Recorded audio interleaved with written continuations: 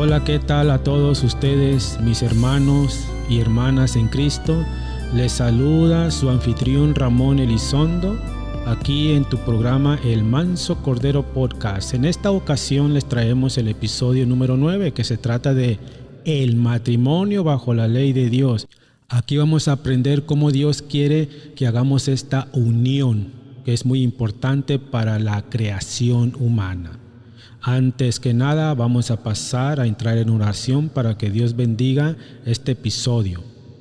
Señor mío, Dios mío, tú que fuiste el que celebró el primer matrimonio en el jardín del Edén, te pedimos que nos edifiques en tu palabra y mandes a tu Espíritu Santo para que Él sea el que mueva nuestra lengua y nuestro entendimiento para poder pasar el mejor mensaje y enseñanza de tu palabra.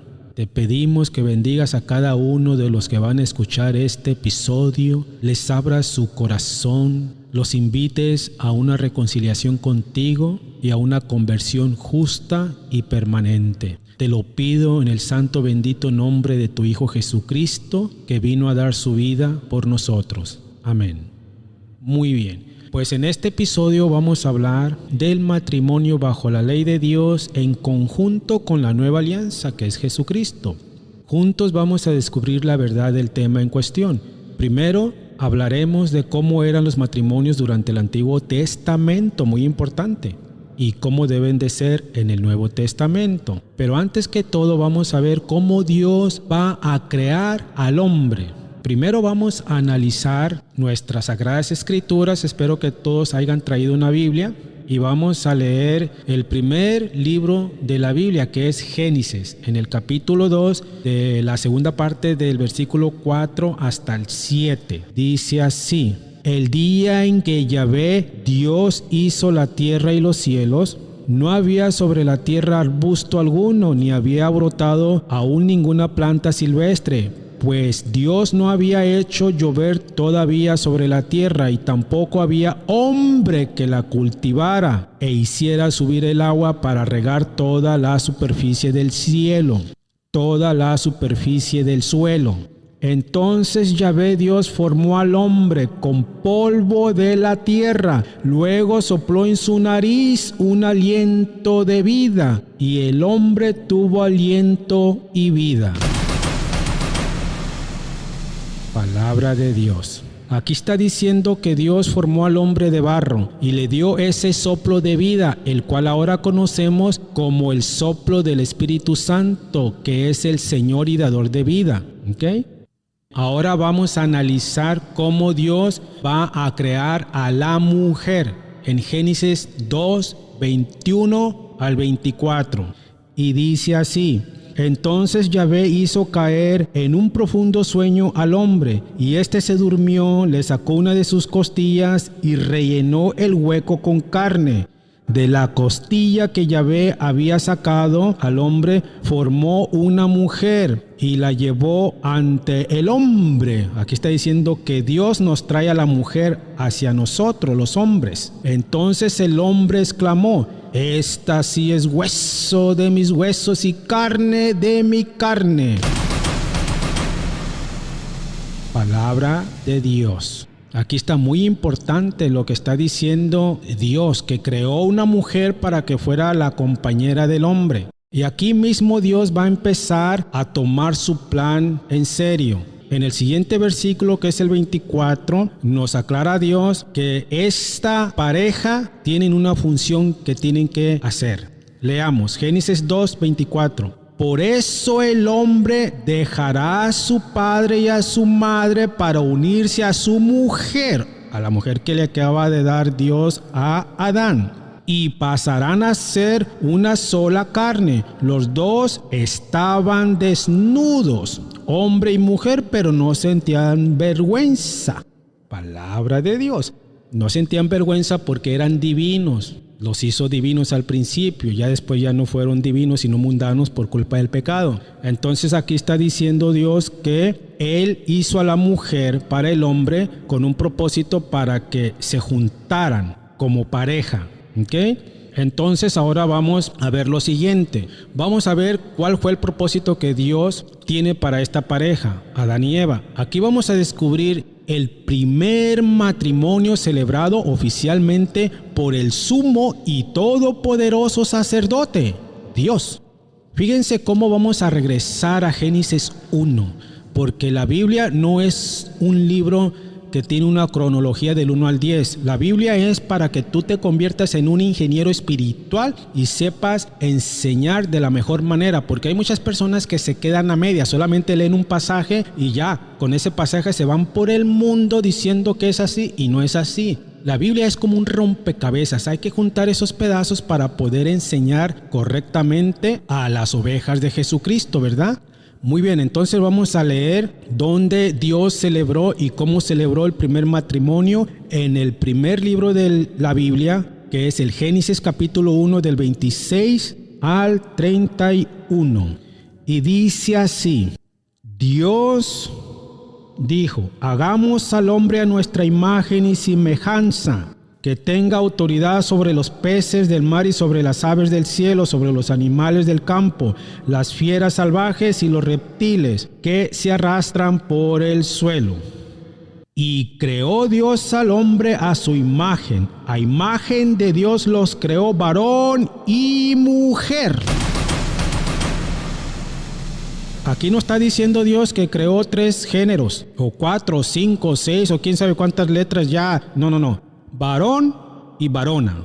Nada de que una persona que es hombre y se transformó mujer. No. O una mujer que es mujer y se transformó como hombre. No. Dios no creó eso. Creó hombre y mujer. Y luego sigue diciendo, aquí en el siguiente pasaje, lo que está haciendo Dios es un rito, y más adelantito se los voy a explicar. Lo que va a hacer Dios aquí es un rito espiritual. No voy a decir rito religioso para no entorpecer a personas que luego, que ya se va a meter con la religión. No. Sagradas Escrituras únicamente. Pongan mucha atención, porque el siguiente versículo, que es el 26, aquí Dios está y va a celebrar la primera unión conyugal con Adán y Eva. Fíjense muy bien. Dios los bendijo. ¿Verdad? Está hablando de Adán y Eva. Los creó y los bendijo diciéndoles, les va a dar órdenes: sean fecundos y multiplíquense. Llenen la tierra y sométanla.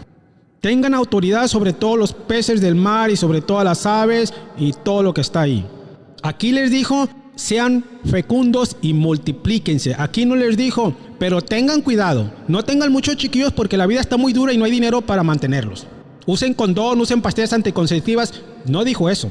El propósito de Dios no es eso. Por eso hizo a la mujer y al hombre con 2 órganos diferentes, pensando que cuando encuentren esa actividad sexual, ahí es donde Dios va a manifestar su poder, sus milagros, la procreación de la humanidad. No dijo: cuídense de no quedar embarazadas. No dijo eso. La pregunta es: ¿por qué muchos hacen eso? Algo que Dios jamás dijo. Están en abominación, se los advierto. Bueno, entonces aquí Dios está diciendo que el propósito de Él es que van a tener niños y llenen la tierra de seres humanos. Yo los bendigo. Les está dando la bendición. Está haciendo un rito y les da órdenes. Y ahí ese rito, ese pasaje bíblico nos confirma el primer matrimonio oficiado por el número 1, sumo y todopoderoso, Dios. Él fue el que celebró el primer matrimonio en el jardín del Edén con Adán y Eva. Los bendijo. Más adelante les voy a traer otro tipo de bendiciones que concuerdan con ritos espirituales. Entonces, ahí vemos la primera autoridad de Dios haciendo el jardín del Edén un campo de escenario matrimonial, ¿verdad? Y luego dice en el versículo 29: hoy les entrego para que se alimenten toda clase de plantas, semillas que haya sobre la tierra y de todos los árboles frutales. Voy a adelantarme más aquí al 31. Dice: Dios vio que todo cuanto había hecho era muy bueno, y atardeció y amaneció y fue el 6º día. En el 6º día Dios hizo los animales de la tierra nada más y al ser humano. ¿Ok? Muy bien, ahí ya les enseñé que Dios celebra el primer matrimonio, ¿ok?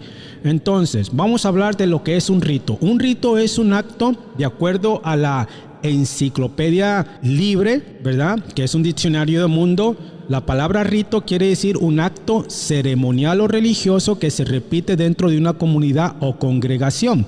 Estas prácticas constituyen la expresión simbólica de un conjunto de mitos y o valores fundamentales, que fue lo que hizo Dios, un valor fundamental en la pareja Adán y Eva para la procreación de él, que se domina como ritual.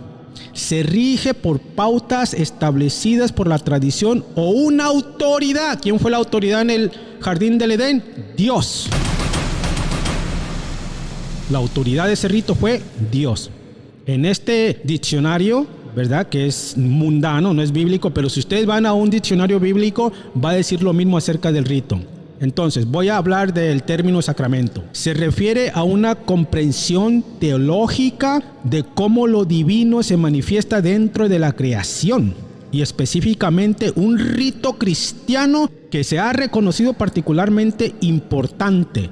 Está diciendo aquí este diccionario de la Enciclopedia Libre que el rito se transforma en un sacramento que es considerado algo divino, y esa palabra solamente le corresponde a Dios. Muy bien, vamos a seguir adelante. En el significado bíblico de un rito, que es un sacramento, ya se los expliqué por ese diccionario, es considerado como un sello, un pacto que da gracia entre Dios y la humanidad. Una vez más, bíblicamente el sacramento se define como un pacto lleno de gracia entre Dios y la humanidad. Se los vamos a comprobar en la carta de San Pablo a los Romanos 4, 6, 11. Y dice así: así David felicita al que Dios cuenta entre los justos, sin que sea el fruto de sus obras. Felices aquellos cuyos pecados han sido perdonados y cuyas ofensas han sido olvidadas. Feliz el hombre a quien Dios no le toma en cuenta sus pecados. Esta felicidad está reservada solo para los circuncidados, ¿o es también para los incircuncisos? Dios se está haciendo una pregunta como si nosotros la estuviéramos preguntando, que si esta felicidad que Dios nos está dando a los que somos justos, justos quiere decir persona que está en la mayor gracia posible en comunión con Dios, y por eso nos considera justos. Y está diciendo que si esta felicidad también es para los que no están circuncidados, porque durante el Antiguo Testamento Dios mandaba que los bebés se tenían que ir a circuncidar para consagrarlos al Señor. De esa forma se sabía que ya pertenecían al Señor, a Dios. Sin embargo, cuando viene Cristo, eso se cambia por el bautismo, ¿verdad? Entonces voy a seguir adelante con el versículo 9 del capítulo 3 de Romanos. Esta felicidad, es la pregunta como les decía, ¿es reservada nada más para los circuncidados o para los que no están circuncidados? Muy bien, dice acá: acabamos de decir que se tomó en cuenta la fe de Abraham para contarlo entre los justos. Pero cuando se dio eso, ¿antes de circuncidar o después? Aquí les voy a dar la respuesta. No después, sino antes de que fueran circuncidados. Dios los reconoce a los que son justos como parte de Él, aunque no estuvieran circuncidados como Él había establecido. De todas maneras los considera justos. Justamente reciben el rito de la circuncisión como un sello, como una señal de justicia, o sea que son justos, que reciben aquellos que creen cuando todavía no están circuncidados. Dios está diciendo aquí que tú vas a recibir un rito espiritual que te va a considerar justo siempre y cuando tengas fe en Dios, aunque no estés circuncidado. Este pasaje se está refiriendo a otro tipo de ritos. Por eso es necesario hablar de los ritos, porque lo que sucedió en el jardín de Edén fue un rito espiritual, que más adelante les voy a comprobar. Ya les estoy comprobando que es un sacramento establecido por Dios, obviamente en el Génesis 1, ¿verdad? También vamos a ver Génesis 17 del 9 al 12. Dijo Dios a Abraham: guarda mi alianza, tú y tus descendientes después de ti, de generación en generación. Esta es mi alianza contigo y con tu raza después de ti, que ustedes deberán guardar. Todo varón entre ustedes será circuncidado. Aquí les estoy comprobando que Dios ordena la circuncisión a Abraham, que se considera el padre de los profetas. Ustedes cortarán el prepucio, y esta será la señal de la alianza entre yo y ustedes. La consagración de los niños para Dios. Ya ahora lo conocemos como bautismo. Y sigue diciendo, en adelante y para siempre todo varón entre ustedes deberá ser circuncidado a los 8 días después de su nacimiento, tanto el nacido en tu casa como el extranjero que haya sido comprado como esclavo. Entonces, como lo sabemos también que Jesús fue circuncidado a los pocos días después de nacer. María y José lo llevaron al templo de Jerusalén para consagrarlo al Señor. De hecho, ese pasaje bíblico donde hacen eso pertenece a uno de los misterios del Santo Rosario de la Virgen María, ¿verdad? Muy bien. Entonces, cabe mencionar que la palabra sacramento no aparece literalmente en la Biblia. Sin embargo, los conceptos sacramentales son considerados signos visibles de una gracia invisible instituidos por Cristo y que se encuentran en pasajes clave como el bautismo, el Mateo 28:19, la Eucaristía, 1 Corintios 11:23 al 25, entre otros. Algún día les voy a decir qué es la Eucaristía en otro episodio. Entonces, Dios Todopoderoso le da autoridad a Jesús de hacer y deshacer lo que Él quiera en el cielo y en la tierra. Y Él aprovecha y ordena a sus apóstoles a celebrar ritos que son sacramentos. Vamos a ir directamente a Mateo 28, 18, 19. Y dice así. Jesús se acercó y les habló así: se me ha dado toda autoridad en el cielo y en la tierra. Vayan pues y hagan que todos los pueblos sean mis discípulos. Bautícenlos en el nombre del Padre, del Hijo y del Espíritu Santo. ¿Ven? ¿Qué está haciendo Jesús ahí? Les está ordenando a sus apóstoles, a sus discípulos, que hagan un rito. Ya expliqué que el rito es el significado a un sacramento. Jesús les está ordenando que vayan y hagan ese tipo de ritos, que los bauticen a los que creen, ¿verdad? Y que los hagan discípulos de Él. Ahí confirmado bíblicamente que Jesús también está ordenando ritos, como Dios también. Más adelante les voy a comprobar de que Él va a empezar a ordenar ritos por medio de sacerdotes que Él mismo va a consagrar. Ya voy llegando ahí. Entonces, vamos ahora a analizar cómo eran las celebraciones matrimoniales durante el Antiguo Testamento, a pesar de que Dios celebró el primer matrimonio, la primera boda en el jardín del Edén. Pero no necesariamente los seres humanos siguieron lo que Dios hizo. Aquí les explico. Durante el Antiguo Testamento vamos a cortarlo en dos partes. Primera parte, de Adán hasta Moisés, que es el libertador de Egipto, transcurrieron 2500 años, de Adán a Moisés. Se le considera a esa época patriarcal, antes de Moisés, ¿verdad? Como lo eran los profetas Abraham, Jacob, José, hijo de Jacob, conocido como Yusarsib, el gobernador de Egipto. De esta forma se celebraban los matrimonios durante la época de Moisés. Y ahorita más adelante se los voy a decir bíblicamente dónde está eso. Era un arreglo familiar, ¿verdad? Los padres arreglaban las uniones, participaban, sin participar, más bien dicho, de parte de los novios. Los novios no participaban en esos arreglos. Los padres arreglaban. Decían, tú te casas con ella y tú con él y punto. Ahora en esta actualidad los musulmanes tienen esa costumbre, ¿verdad? De que los padres arreglan el matrimonio de las hijas. Bueno, pues cada quien. Y luego también durante el Antiguo Testamento, antes de Moisés, se celebraba lo que es el desposorio, que quiere decir compromiso. Se firmaba un contrato y se daban regalos. Ese contrato se firmaba entre el novio y los padres de la novia. Se daban regalos. Podía pasar hasta un año o más antes de que la novia se mudara con el esposo, porque el esposo tenía que preparar la casa donde la tenía que llevar. Esa era la tradición, básicamente judía. El moar, así se llama eso, que significa el regalo o el dinero de bienes entregados por el novio al padre, como lo dije anteriormente. Eso era para compensar la pérdida de esa mujer en ese hogar, porque los padres consideraban a una mujer un objeto muy importante que ayudaba a la familia, pero pues así era el Antiguo Testamento, ¿verdad? La ceremonia, fíjense bien, pongan mucha atención a aquellos que viven en unión libre. Se van a poner muy contentos y felices cuando empiece a redactar lo siguiente. La ceremonia, ¿cómo se hacía?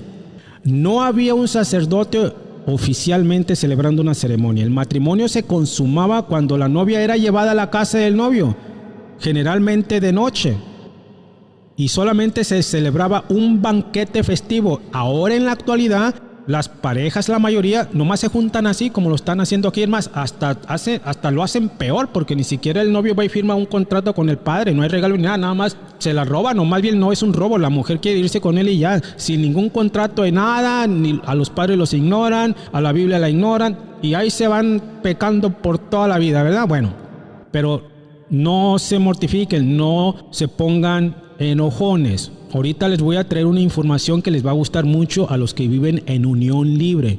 Calmados, tranquilos. Ahora, en estos ritos de cómo se hacían los matrimonios en el Antiguo Testamento antes de Moisés, también se usaba el velo. La novia era conducida hacia el novio con un velo grueso que simbolizaba el cambio de estatus. Entonces, las costumbres era común el matrimonio entre parientes de la misma sangre, o sea, primos. Eso era para mantener el linaje. Y escuchen bien, a aquellos que les gusta andar teniendo una y otra, y a las mujeres también, porque hay por ahí cada endiablada, no nomás los hombres. La poligamia era permitida.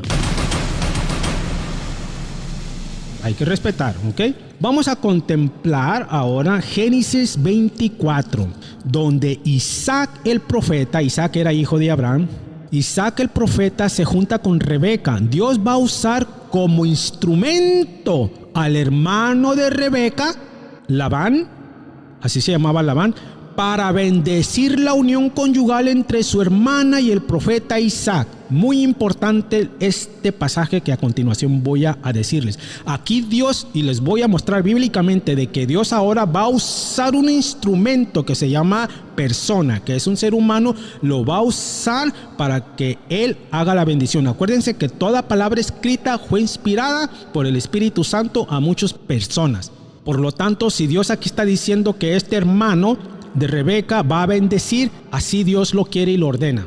Él ya está usando aquí a este personaje para representarlo a Él, aunque no necesariamente hasta ahorita Dios lo consagró. Al rato, más adelantito, les voy a traer ese pasaje donde Dios empieza a consagrar sacerdotes. No se preocupen. Entonces, vamos a ir a leer Génesis 24.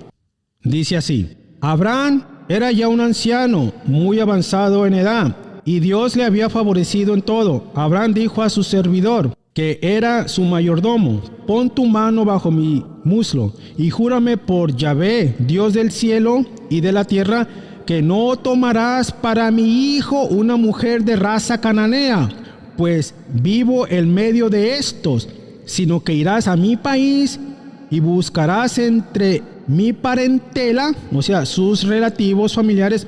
Le está diciendo que vaya y busque a una mujer para mi hijo Isaac. El servidor le respondió: y si la mujer no quiere venir conmigo a esta tierra, ¿tendré que llevar a tu hijo a la tierra donde saliste? Abraham le contestó: por ningún motivo llevarás a mi hijo, pues Yahvé, Dios del cielo y de la tierra, que me sacó de la familia de mi padre y del país donde nací, me prometió con juramento que entregaría este país a mis descendientes y enviará a un ángel delante de ti.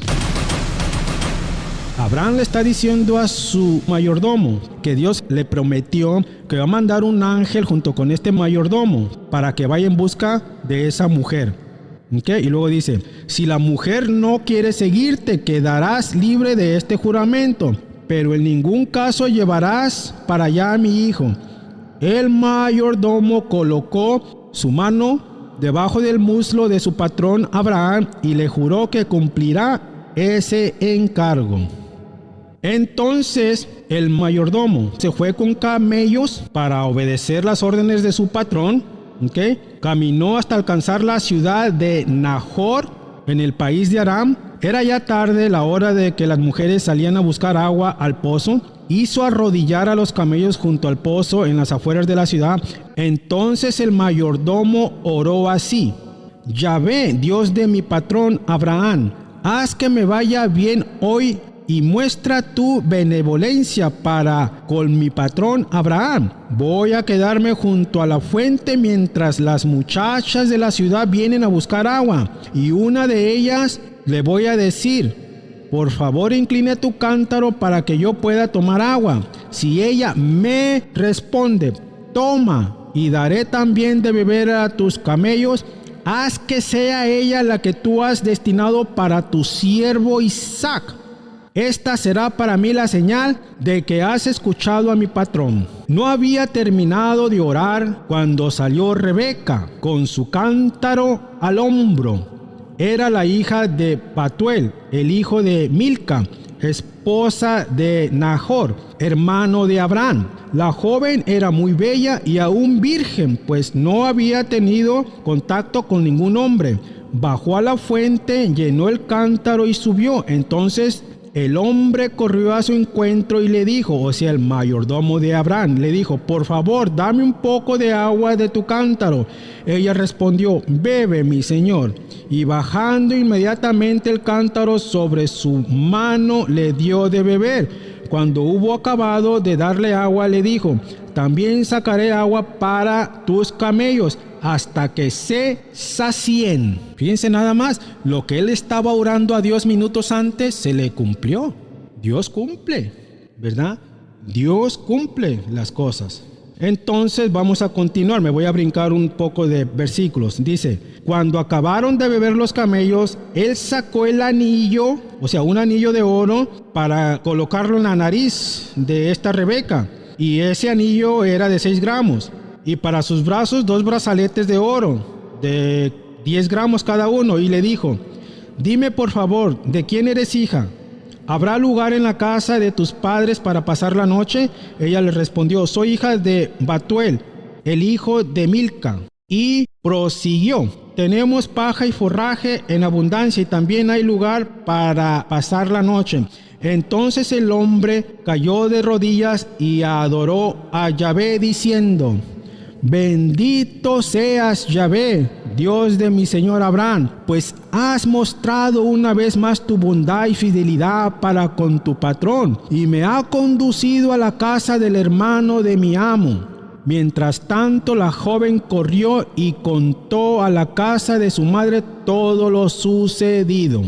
Dice aquí: Rebeca tenía un hermano llamado Labán. Cuando vio el anillo y los brazaletes que llevaba su hermana y oyó decir a Rebeca: esto me ha dicho este hombre, corrió a buscar al hombre, o sea, el hermano de Rebeca, corrió a buscar al hombre que estaba de pie junto a los camellos, al lado del pozo, y le dijo: oh bendito de Yahvé, ¿por qué te quedas afuera? Ven, he despejado un sitio en la casa, y hay campo para tus camellos.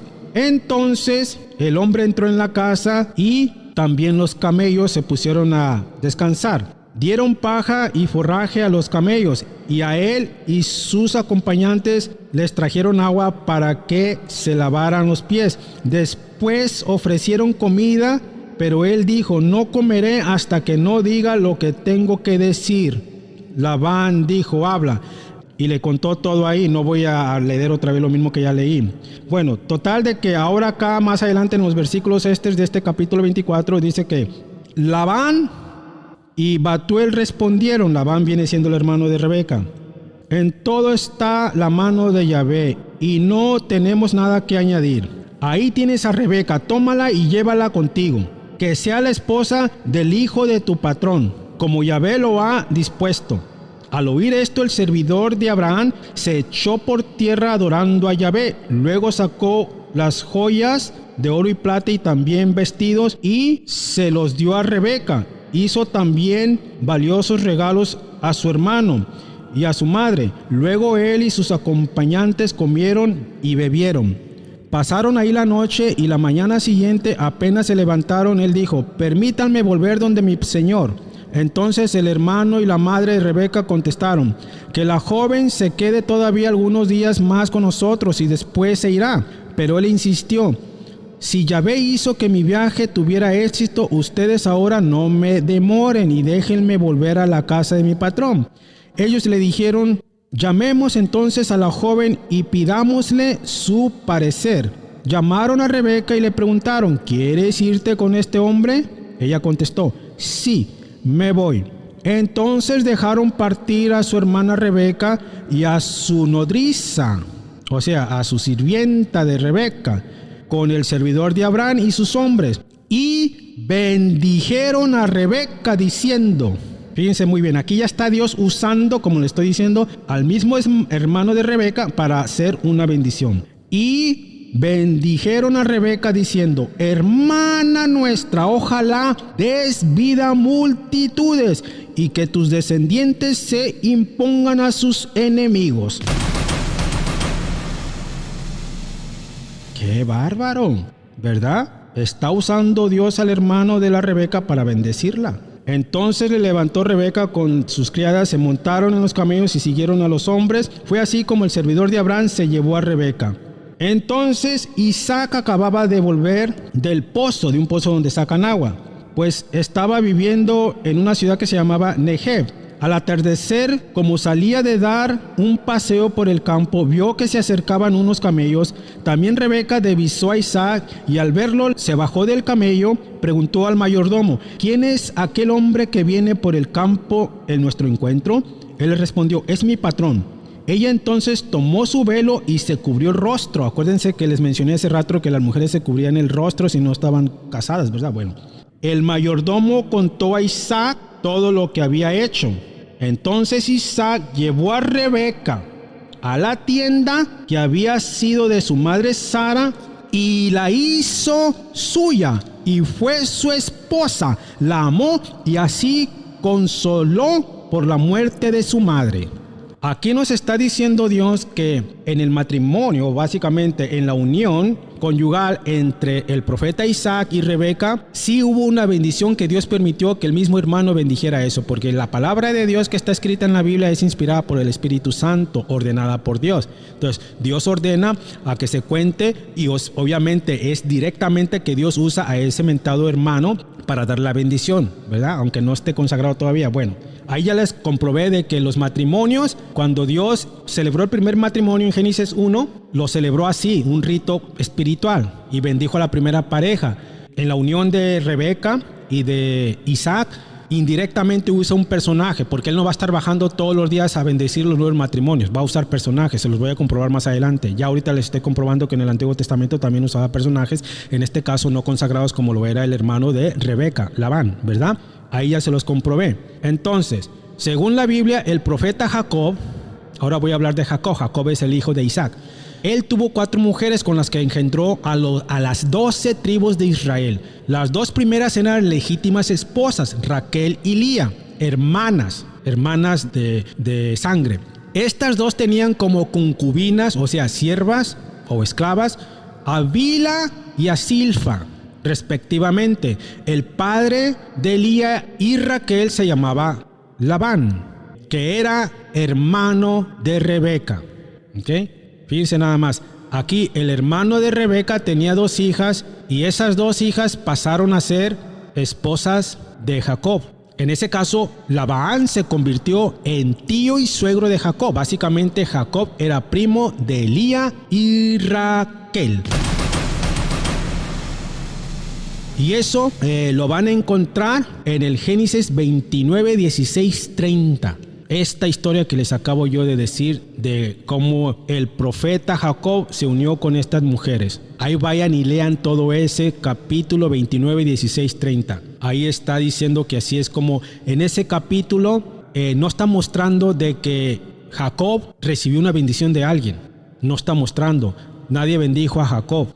Ahí en ese capítulo está diciendo que Jacob se enamoró de Raquel y que se la pidió al padre, pero el padre le dijo: bueno, si me trabajas 7 años, vas a tener a Raquel. Pues él trabajó 7 años y cuando se cumplió eso, ya el padre de Raquel no le dio a Raquel primero, más bien le dio a su hermana, porque la tradición no era de que la hermana menor se fuera. Creo que Rebeca era menor que su otra hermana. Entonces primero le dio a Bilha y le dijo: Jacob, ¿cómo así me hiciste trampa?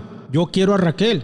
bueno, también te la doy, pero me trabajarás 7 años. Y ahí no tuvo que esperar Jacob otros 7 años. Se la llevó así, pero de todas maneras Jacob le empezó a trabajar otros 7 años al padre de Rebeca y de Lía, o sea que le trabajó 14 años, ¿verdad? Ahora, como Raquel tenía problemas de esterilidad, no podía darle hijos a Jacob. Por lo tanto, le ofreció a su sierva Bilha para que se acostara con él. Raquel le ofrece a su sierva, le ofrece a Jacob, a su sierva, para acostarse con él, para que de esa forma, pues como Raquel le regaló una mujer a Jacob, ella está pensando que los hijos de esa mujer van a ser hijos de Raquel. No sé por qué pensó eso, ¿verdad? Pero aquí eso es lo que dice acá en Génesis 30. Y luego dice que de esa manera Raquel pensaba darle un hijo. Pues entonces, por otra parte, Lía también hizo lo mismo con su esclava, ¿verdad? Le dio a Jacob como esposa a su sirvienta para que diera más hijos, porque ella ya no pudo tener. Sí le dio varios, pero ya no pudo tener. Eso lo van a encontrar en Génesis 30. Ahí todo va a explicar muy bien. Cuando estas mujeres, acá por lo menos Jacob hizo un pacto con el padre de Rebeca y Lía de trabajarle 7 años por cada una. Pero ya con estas concubinas de las esposas de Jacob no hizo pacto nada, no fue con los padres ni nada, nada más las agarró y vámonos a la cama. La pregunta es, eso lo van a leer en el Génesis 30, la pregunta es, ¿dónde en la Biblia Dios, y esto le va a agradar mucho a los que viven en unión libre ahorita, ¿dónde en la Biblia Dios señaló a Jacob como fornicario, como pecador, como el que cometió doble adúltero, como el que cometió bigamia? A pesar de que Dios realizó el primer matrimonio en el jardín del Edén y lo hizo bendiciéndolos, Jacob no obtuvo eso, especialmente con estas concubinas de las esclavas de sus esposas. Ahora con Rebeca y Lía tampoco, no hubo ninguna ceremonia matrimonial, solamente un acuerdo, como ya se los conté anteriormente. En ningún lugar en la Biblia dice que Jacob se convirtió en un adúltero. ¿Por qué? Dios permitía, aunque él hizo eso, ese pacto, esa unión para la primera pareja, permitió, era su profeta. Entonces no nos vamos a pelear con Dios o a cuestionarlo. ¿Por qué a Jacob no lo castigaste como fornicario? No nos vamos a pelear con Dios. Él es el creador y Él puede hacer lo que Él quiera, ¿sale?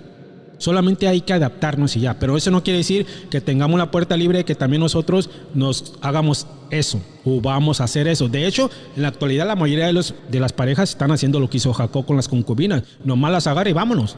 Como si fuéramos así animalitos, ¿verdad? Porque a los animalitos no se les dio alma, solamente se les dio un espíritu temporal. Ellos viven, mueren y acaba su existencia. Y a ellos no le deben obediencia a Dios porque no tienen alma. A nosotros sí, por lo tanto, los animalitos pueden hacer y deshacer, arrastrarse con quien sea. Una perrita puede estar teniendo relaciones sexuales con varios perros y va a tener un montón de perritos de diferente color. No hay problema, no cometen pecado. Sin embargo, hay seres humanos que hacen lo mismo que pues los animalitos, ¿verdad? Así como este pasaje bíblico, ¿verdad? Con todo el respeto que se merece Jacob, ¿verdad? Entonces, así son las cosas. Entonces, Antiguo Testamento parte 2, desde Moisés hasta Jesucristo. 1500 años en esa época. Durante esta época los matrimonios eran celebrados de la misma forma que el principio, como en la parte 1 del Antiguo Testamento. Era lo mismo. El novio daba dinero al padre de la novia, se firmaba un contrato, el novio daba regalos a la familia y se hacía el desposorio, que quiere decir compromiso, y se celebraba una fiesta, o sea, un banquete. No había que un sacerdote ahí, yo te bendigo en el nombre de Dios, nada de eso. No había eso. Todavía no. Aquí va a empezar el uso de los sacerdotes que los va a ungir Dios para que los representen en ritos, como el rito que se celebró en el Jardín del Edén, que fue el primer matrimonio, ¿verdad? Ok, la única diferencia aquí es que Dios ordena a su profeta Moisés a consagrar sacerdotes como instrumentos de Dios para representarlo ante los humanos y así para que realicen ritos espirituales en su nombre. Vamos a pasar inmediatamente al libro del Éxodo 28:1. Dice así: Dios le dijo a Moisés, que fue el profeta de Dios, libertador de Egipto. Algún día les voy a traer la historia de Moisés. Pide a tu hermano Aarón que se acerque a ti con sus hijos Nadab y Abihu, Eleazar e Itamar. Sepáralos de los otros hijos de Israel para que sean mis sacerdotes.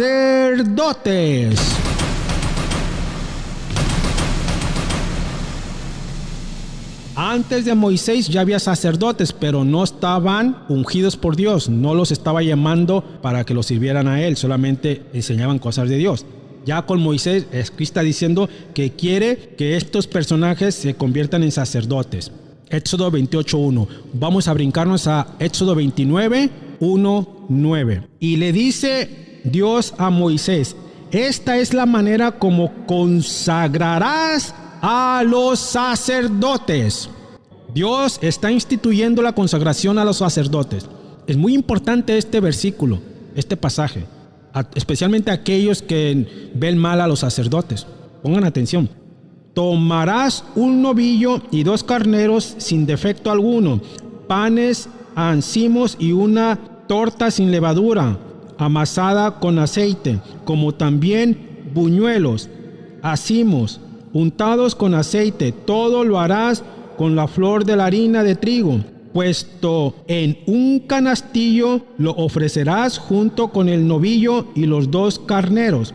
Luego pedirás a Aarón era el hermano de Moisés, y sus hijos que se acerquen a la entrada de la tienda de las citas y los lavarás con agua. Luego revestirás a Aarón de sus ornamentos, esto es, de la túnica de lino, el manto de efod, el efod y el pectoral, que ceñirás con el cinturón de efod. Pondrás sobre su cabeza y sobre este turbante la lámina sagrada. Entonces tomarás el óleo de la unción, lo derramarás sobre su cabeza. El óleo es como el aceite. Más adelante, ahorita que acabo de leer este pasaje, les voy a decir qué quiere decir todas esas palabras que unos ya están preguntando qué era eso, qué era. Ahorita, esperen un segundo. Entonces tomarás el óleo de la unción, lo derramarás sobre su cabeza y así quedará consagrado. También pedirás a sus hijos que se acerquen y los revestirás con las túnicas de lino. Ceñirás a Aarón y a sus hijos las fajas, les pondrás las mitras. Así es como consagrarás a Aarón y a sus hijos como sacerdotes míos. Y escuchen bien, esto es lo más importante. Noticia de última hora. Así es como consagrarás a Aarón y a sus hijos como sacerdotes míos, y este será un rito perpetuo.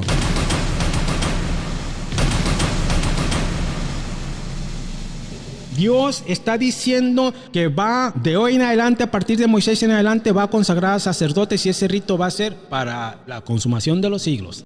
¿Okay? Para que vayan sabiendo, Dios los consagra para que después lo van a estar representando en estos ritos que son muy importantes, que es una bendición de Dios y que ya les comprobé que se traducen a sacramentos para este tipo de ritos. Muy bien. Fíjense, este episodio parece que estoy hablando ya de los sacerdotes, pero ¿por qué estoy haciendo esto? Es porque no cualquiera va a poder estar haciendo ceremonias matrimoniales. Más adelante voy a hablar de esto. Ok, entonces, ornamentos son vestiduras para un sacerdote, son como túnicas. Pectoral, un cuadro sobre el pecho que lleva 12 diferentes piedras preciosas que representan las 12 tribus de Israel. Un turbante es un trapo enredado alrededor de la cabeza. Mitra, un gorrito que va en la cabeza y puede llevar un listón o banda ancha con bordes dorados, ¿verdad? Muy bien, entonces ahora ya miraste aquí que Dios consagra sacerdotes, y te voy a mostrar dónde Dios va a usar primeramente a estos sacerdotes ya consagrados para hacer rituales. Vamos a ir a Levítico 5:5, pero yo solamente lo voy a resumir así. Ustedes vayan y léanlo. Léanse todo el capítulo de Levítico 5. Ahí Dios le está diciendo al ser humano que vaya a confesar sus pecados con un sacerdote y que lleve 2 tórtolas o 2 pichones, un cordero, qué sé yo, un animalito, para que sea ese animalito la expiación de sus pecados. En este caso, el sacerdote va a recibir la confesión de sus pecados de este ser humano, y cuando eso haga, el sacerdote va a hacer una oración. Ya estamos hablando de un rito espiritual. Va a hacer una oración para transferir los pecados de ese mundano hacia el animal, y ya una vez transferidos, el sacerdote del templo va a sacrificar a ese animalito, lo va a matar y va a hacer que la sangre corra por el suelo para que esa sangre y en ella misma se vayan los pecados del ser humano, y este mundano queda libre de pecado, ya es santo, por decirlo así. ¿Por qué? Porque Dios así lo quiso. Le está diciendo al ser humano, ve y confiesa tus pecados con un sacerdote. Levítico 5:5. Llévale animalitos como sacrificio. Porque Dios considera que por tus pecados tú tienes que sacrificar sangre. Como se dice también en la Biblia, que la paga del pecado es muerte. Y la muerte significa sangre, ¿verdad?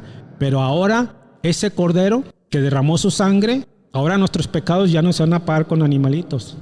Cuando viene Cristo en adelante ya se acabó eso. Porque ahora mi Jesús Santísimo amado se convirtió en el Cordero de Dios que vino a quitar los pecados del mundo. Y Él fue crucificado y derramó su sangre por culpa de nuestros cochinos pecados. Y cada vez que tú pecas y fornicas con tu novio ateo que tienes en la cama, te lo voy a comprobar que es un pecado. Estás diciéndole a Jesucristo, me da un comino lo que tú sufriste en la cruz, me gusta más lo que el diablo me ofrece. Te conviertes en una marioneta de Satanás cada vez que pecas y le estás clavando más clavos a Cristo. Porque Él vino a pagar por tus pecados, pero a ti te vale un comino. Bueno, vamos a seguir adelante. Recuerda que un rito es un sacramento que tiene un efecto interior espiritual donde Dios obra en las almas de quien reciben dicho sacramento establecido por Dios. Y ahora también lo establece Jesucristo. Más adelante hablaremos de eso. Ahora, te voy a mostrar dónde en el Nuevo Testamento San Pablo viene y nos dice que estos personajes que representan a Dios son como embajadores del Mesías y que es como si Dios estuviese orando, dando bendiciones, usándolos a ellos. Vamos a ir a leer el pasaje bíblico, 2 de Corintios, capítulo 5, del versículo 18 al 20. Y dice así: todo eso es obra de Dios, que nos reconcilió con el Cristo, y que a nosotros nos encomienda el mensaje de la reconciliación. Pues en Cristo Dios estaba conciliando al mundo. Ya no tomaba en cuenta los pecados de los hombres, sino que a nosotros nos entrega el mensaje de la reconciliación. Mucha atención, aquí confirma de que estos embajadores son los que van a ser destinados para hacer ritos. Y aquí, ¿qué es un embajador? Un embajador quiere decir una persona que representa a un personaje más alto que él. Muy importante, al mero mero. ¿Qué es lo que hace un sacerdote? ¿Qué fue lo que Dios dijo? Que lo va a representar a él. Lo mismo el embajador que a continuación, en este siguiente versículo, va a decir San Pablo. Nos presentamos pues como embajadores de Cristo, como si Dios mismo les exhortara por nuestra boca, o sea, los bendijera, orara por ustedes, usándonos a nosotros, a nuestra boca. Ahí está confirmando también, embajador es lo mismo que el sacerdote, un representante de Dios. Un embajador es un representante de alguien más alto, el mero mero. Muy bien. Ahora Jesucristo va a avalar el rito que su Padre Todopoderoso hizo en el Jardín del Edén, cuando casó a Adán y Eva. Ahí Jesús sostiene la indisolubilidad del matrimonio, o sea, que no se pueden divorciar las parejas al menos que una de las partes cometa adulterio. Vamos a ir rapiditamente a Mateo 19 del 1 al 9 del Evangelio de San Mateo. Muy bien, dice así: después de terminar su discurso Jesús, porque él tenía discurso en la sinagoga y todo eso, partió de Galilea y luego llegó a las fronteras de Judea por la otra orilla del Jordán. También ahí mucha gente vino a él y lo sanó. Se le acercaron unos fariseos y le pusieron a prueba con esta pregunta. Mucha atención, muchísima atención. Vamos a hablar del matrimonio.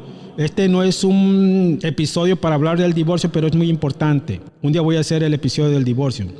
Los fariseos le preguntaron, ¿está permitido a un hombre que se divorcie de una mujer por cualquier motivo? Jesús les respondió, ¿no han leído que el Creador al principio los hizo hombre y mujer? Y dijo que el hombre dejará al padre y a su madre y se unirá con su mujer y serán una sola carne. Lo dijo Dios en el Antiguo Testamento. De manera que ya no son dos, sino una sola carne. Pues bien, muy importante. Este básicamente viene siendo casi pasaje bíblico más importante de este episodio del matrimonio ante la ley de Dios. Fíjense muy bien aquí. ¿Qué fue lo que unió Dios? Fíjense bien en lo que sigue. De manera que ya no son dos, sino una sola carne. Pues bien, lo que Dios ha unido no lo separa el hombre.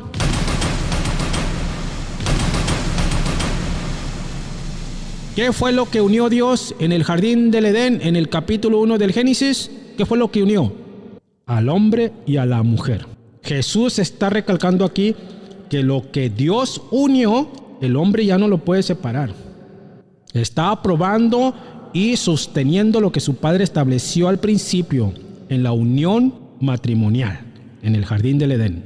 Lo que hizo mi padre de unir a Adán y a Eva, que fue ese rito, que ese sacramento, ya les mostré que es un sacramento, no se puede deshacer. Ahí lo está diciendo bien clarito.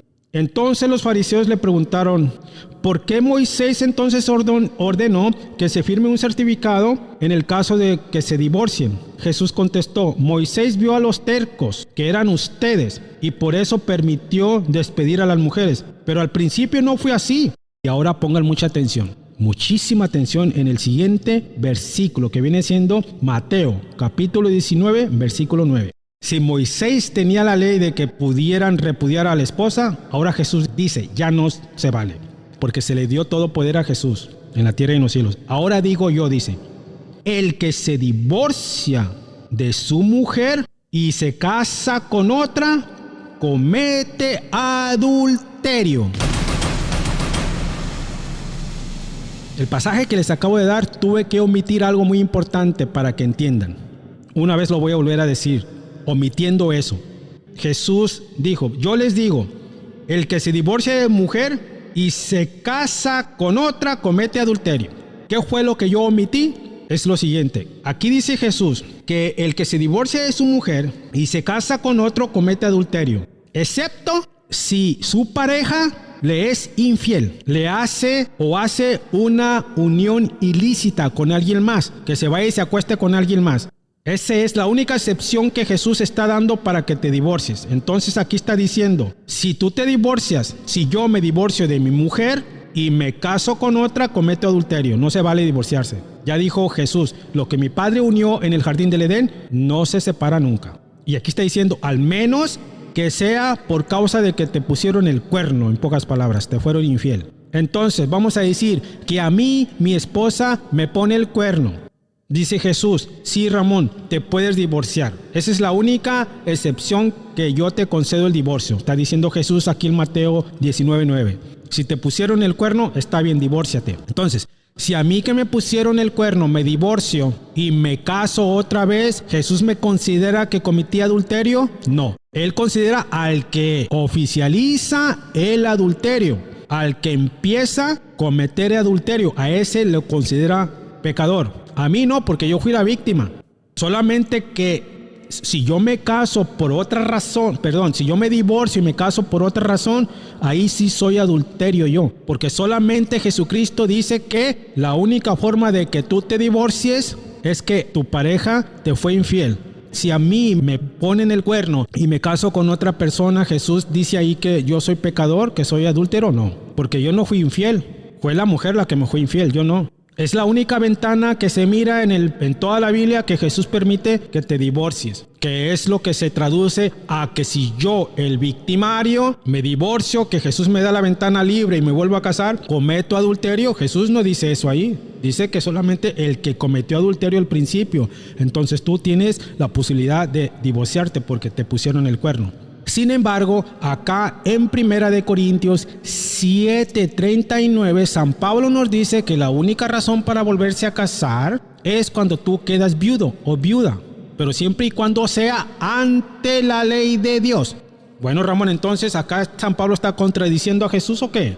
Jesús da la puerta ancha para divorciarte, pero San Pablo dice que la única razón, San Pablo está diciendo que considera una razón excepcional para el divorcio. Acá San Pablo dice otro tipo de razones y así ya te puedes casar otra vez. No es que contradizca a Jesús, sino que está añadiendo que una ventana muy segura de casarte sin que tú caigas en adulterio es que estés viuda. Acá San Pablo dice, muchos pudieran decir que San Pablo contradice a Mateo 19:1-9. Porque acá Jesús da la puerta abierta de que te divorcies. Y acá San Pablo dice que la única razón para volverse a casar es si te quedas viudo. Entonces vamos a leer 1 Corintios capítulo 7, versículo 39. Dice así: la mujer está ligada a su marido mientras éste vive, pero si se muere queda libre y puede casarse con quien desee, siempre y cuando sea en el Señor. ¿Cómo es que nos tenemos que casar? ¿Como lo hizo Jacob? ¿Nomás así y ya? No. A pesar de que en el Antiguo Testamento Dios no lo culpó a Jacob, vamos a respetar la decisión de Dios. Ahora en el nuevo pacto, que es la nueva alianza de Jesús, San Pablo nos está diciendo que ya no es permitido, que te tienes que casar como Dios manda. ¿Cómo lo hizo Dios?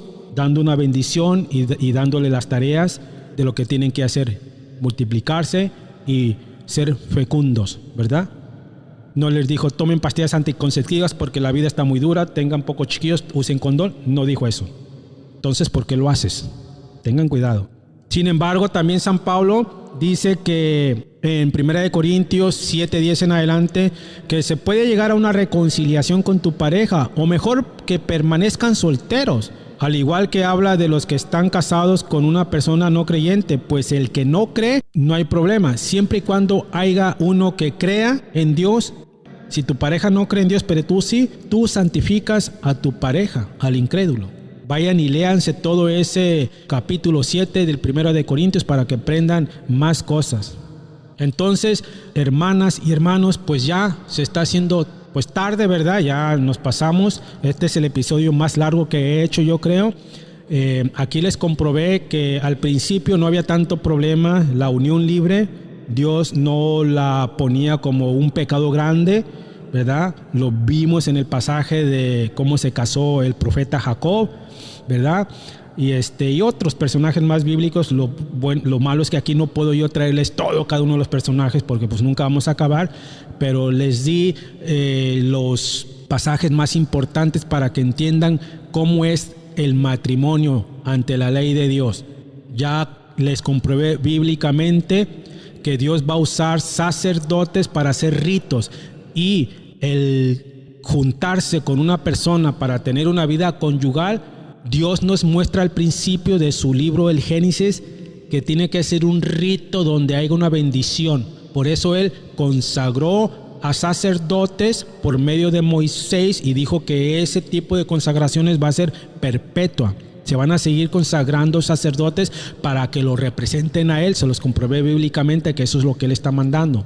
Lo van a representar en su nombre y van a hacer este tipo de ritos que son convertidos, traducidos a sacramentos, una unión muy esencial y espiritual ante Dios y el ser humano que se tiene que cumplir, porque así lo dijo Jesús. Se los comprobé ya bíblicamente aquí en este episodio, ¿verdad?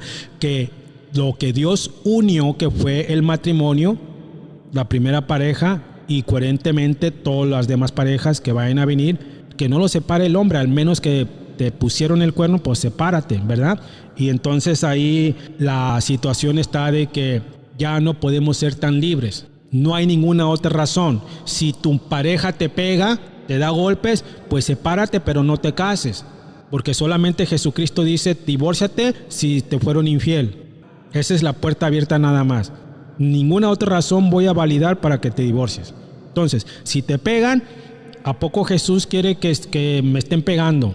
Jesús es amor, no creo que... Bueno, pues sepárate nada más y quédate soltera como lo recomienda San Pablo. Y así no estás en pecado, porque la fornicación, la palabra fornicación quiere decir que estás teniendo una relación ilícita, porque no estás casado o casada con esa pareja.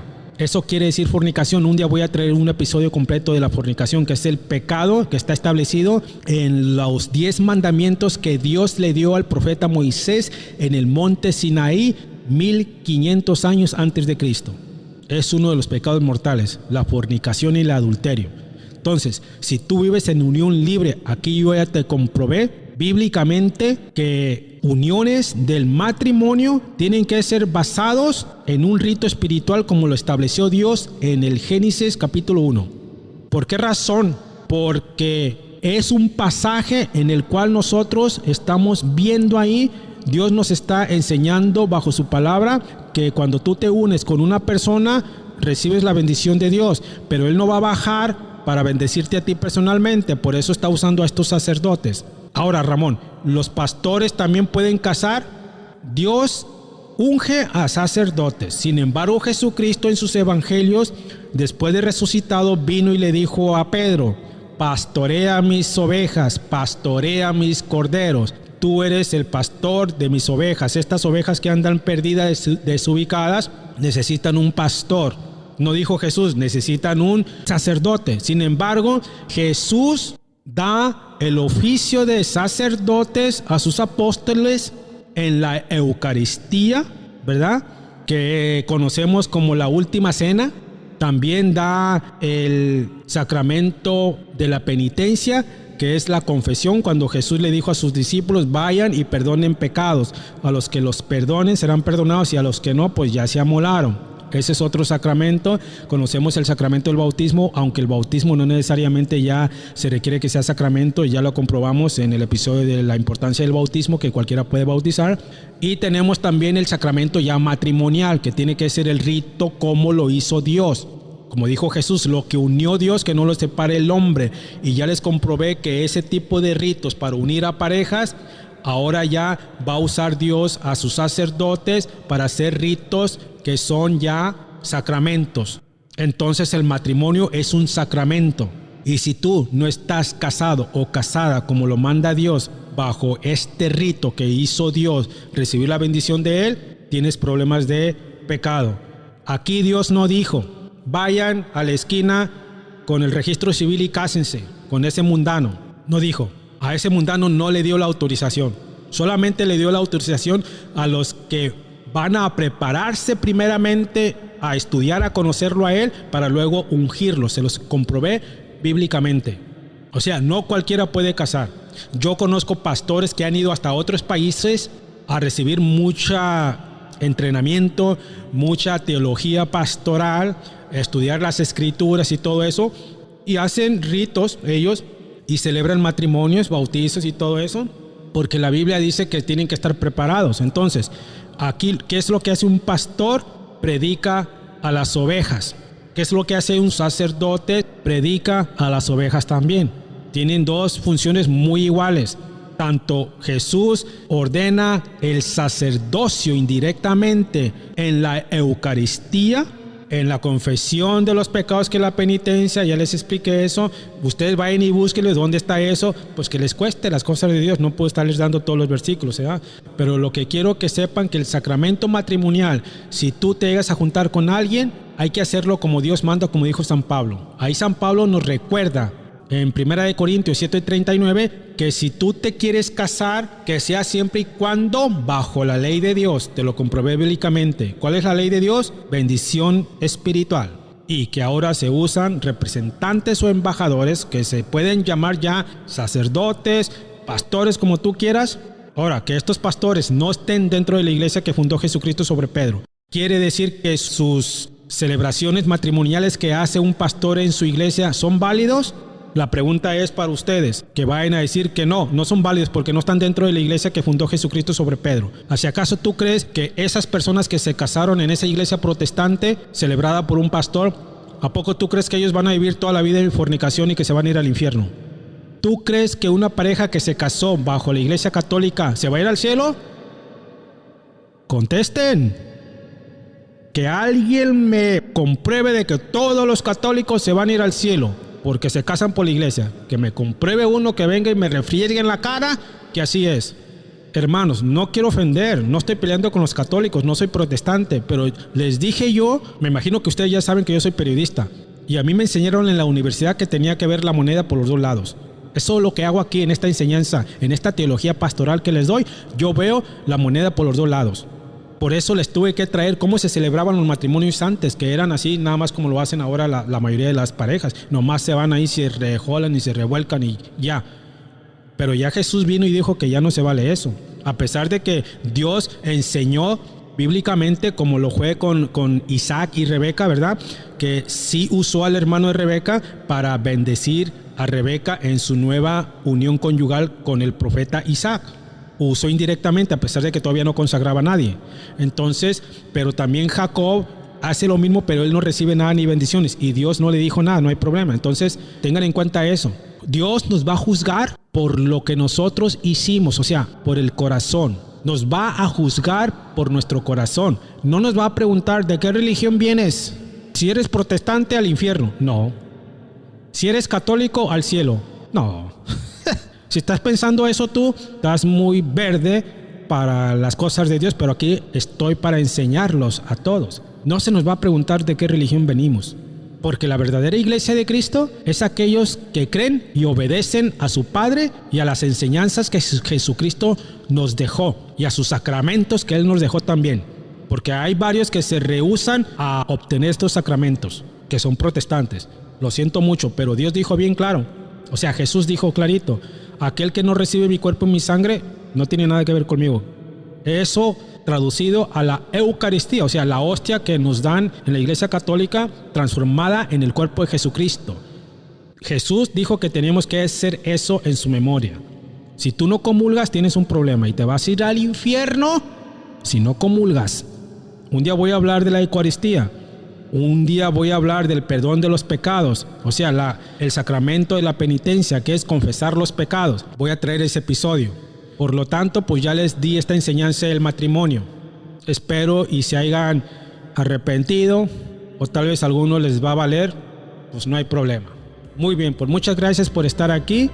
Le doy gracias a mi Dios Santísimo por lograr hacer este episodio que salga al aire, aunque posiblemente ya va a salir tarde, ya estamos a febrero 14, ya es noche, ¿verdad? Fue muy intenso esto, le doy gracias porque me edificó mucho, me enseñó mucho también, aprendí muchas cosas y le doy gracias a Dios por haberme hecho compartir este mensaje muy importante de la humanidad.